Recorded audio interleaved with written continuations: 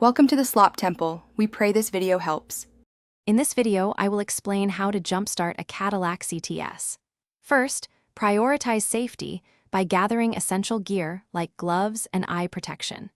Ensure both vehicles are completely turned off before you begin connecting any cables. Position the donor vehicle close enough so your jumper cables can easily reach both batteries. Always check that the battery terminals are clean and free of any corrosion for a good connection. Now, let's connect those cables correctly.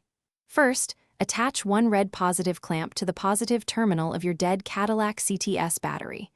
Then, connect the other red positive clamp to the positive terminal of the donor vehicle's battery. Next, connect one black negative clamp to the negative terminal of the donor battery. Finally, attach the remaining black clamp to an unpainted metal surface on your Cadillac CTS, away from the battery. With the cables connected, it's time to get some power flowing.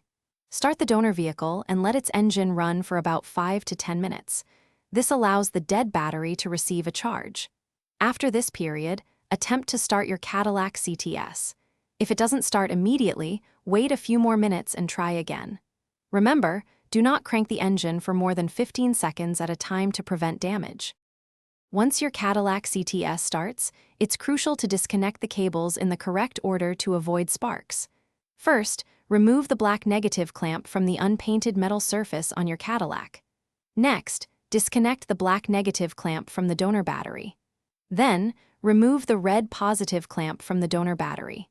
Finally, take off the red positive clamp from your Cadillac CTS battery. Drive your car for at least 20 minutes to fully recharge the battery.